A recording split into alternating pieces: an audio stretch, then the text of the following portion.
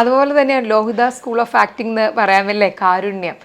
എന്തൊരു സിനിമയാണ് ഇവ. ഇപ്പോഴും അതൊക്കെ കാണുമ്പോൾ നമുക്ക്, പ്രത്യേകിച്ച് മുരളിച്ചേട്ടൻ നമ്മുടെ കൂടെ ഇല്ല, മുരളിച്ചേട്ടൻ, ജയറാമേട്ടൻ, അങ്ങനത്തെ ഒരു വലിയ വലിയ സിനിമകളാണ്. ശരിക്കും പറഞ്ഞാൽ ചിന്തിച്ച് നോക്കിയാൽ എത്ര വർഷം കഴിഞ്ഞാലും ആ കഥയോ അല്ലെങ്കിൽ കഥാപാത്രങ്ങളിലെ ഒന്നും മങ്ങുന്നില്ല എന്നുള്ളത്. എങ്ങനെയായിരുന്നു ലോഹി സാറിൻ്റെ കൂട്ടിലെ ഒരു എക്സ്പീരിയൻസ്? അത് നമ്മൾ ആ വീട്ടിൽ തന്നെ, ഞങ്ങളുടെ ഒരു വീടായിരുന്നു അത്, ലക്കടിയിലെ ഒരു വീട്. അവിടെ തന്നെയാണ് ഷൂട്ടിംഗ് നടന്നുകൊണ്ടിരുന്നത്. അപ്പോൾ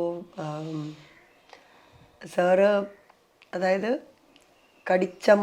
വേദന കടിച്ചമർത്തുന്ന ഒരു ക്യാരക്ടറാണല്ലോ. അതായത് ഭയങ്കരമായിട്ട് തീരെ നിവൃത്തിയില്ലാത്തപ്പോഴാണ് ഇവരിങ്ങനെ വെയിറ്റ് ചെയ്ത് ചേരാൻ വേണ്ടി, ഇന്ന് കൊണ്ടുപോകും നാളെ കൊണ്ടുപോകും എന്നുള്ള രീതിയിൽ വെയിറ്റ് ചെയ്ത് നിൽക്കണം. അപ്പോൾ സാറ് പറഞ്ഞു, അത് കത്തുകൾ, ഫോട്ടോ, ഇവർ ഈ ചെറുപ്പം തൊട്ടേയുള്ള ചൈൽഡ്ഹുഡ് സ്വീറ്റ് ഹാർട്ട്സ് ആണ്. അപ്പോൾ ഫോട്ടോ കത്തിച്ച് കളയുക, അങ്ങനെ ലെറ്റേഴ്സ് എല്ലാം തിരിച്ചു കൊടുക്കുക, അങ്ങനത്തെ കുറേ സീൻസ് ഉണ്ട്.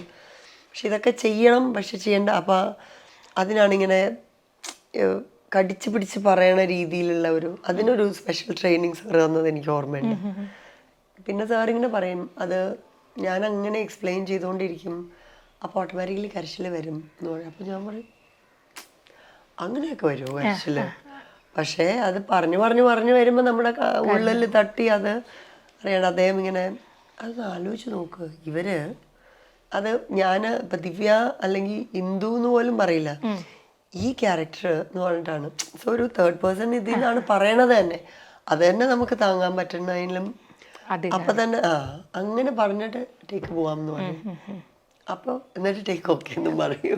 നമ്മളങ്ങ് ആയി പോകുകയാണ് അല്ലേ. എല്ലാവരും പറഞ്ഞു കേട്ടിട്ടുണ്ട് അദ്ദേഹത്തിന് ഈ കഥ പറച്ചിൽ രീതികൾ ഭയങ്കര. ഇപ്പം ദിവ്യനെ പറഞ്ഞു, മൂന്നാമതൊരാൾക്ക് പറഞ്ഞിട്ട് കൂടി അത്രയും ഫീൽ ചെയ്യുന്നുണ്ടെങ്കിൽ നമുക്ക് അല്ലേ, പ്രത്യേകിച്ച് ഒന്നും തന്നെ. അതെനിക്കൊരു ഓർമ്മയുള്ളത്, ഞാൻ ആ സീനിലില്ല, പക്ഷേ അതിൻ്റെ അവസാനം ഒരു ക്ലൈമാക്സിൽ ഒരു ലെറ്റർ വരും മുരളി അങ്കിളിൻ്റെ, ജയറാമേട്ടന്.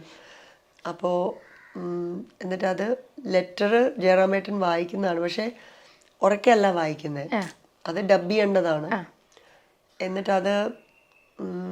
അതിൻ്റെ റിയാക്ഷൻ, അപ്പം അതിന് എനിക്ക് ഓർമ്മയുണ്ട്, മുരളി അങ്കിളിനെ വിളിച്ചുകൊണ്ട് വന്നിട്ട് മുരളി അങ്കിളിൻ്റെ ശബ്ദത്തിലാണ് ഈ ഓഡിയൻസ് കേൾക്കുക. അപ്പം അദ്ദേഹം വായിച്ചു കൊടുത്തിട്ടാണ് ആ ഷോട്ട് എടുത്തത് ജയറാമേട്ടൻ്റെ റിയാക്ഷന് വേണ്ടിയിട്ട്. കാരണം അത് ഭയങ്കര ഇൻറ്റൻസ് ആണ്. അത് ഈ മകൻ എന്തോ അച്ഛൻ്റെ മരണം ആഗ്രഹിച്ചു അങ്ങനത്തെ ആണല്ലോ. അപ്പോൾ ആ ഒരു ഇൻറ്റൻസിറ്റി കിട്ടാൻ വേണ്ടി അത് എല്ലാവരും വളരെ ക്വയറ്റായിട്ട്, മുരളി അങ്കിളിൻ്റെ വോയിസ് ആണെങ്കിലും അത് വളരെ വളരെ കാമായിട്ട് വായിക്കുകയാണ്. ഞാൻ ഇനി നീയാണിത്, അങ്ങനെ അതൊക്കെ എനിക്ക് ഓർമ്മയുണ്ട്. അത്രയും ഇൻറ്റൻസ് ആയിട്ടുള്ള സീൻസ് ചെയ്തത്. പിന്നെ രഹ്നയുടെ ക്യാരക്ടറും അതിൽ ഭയങ്കര നല്ലൊരു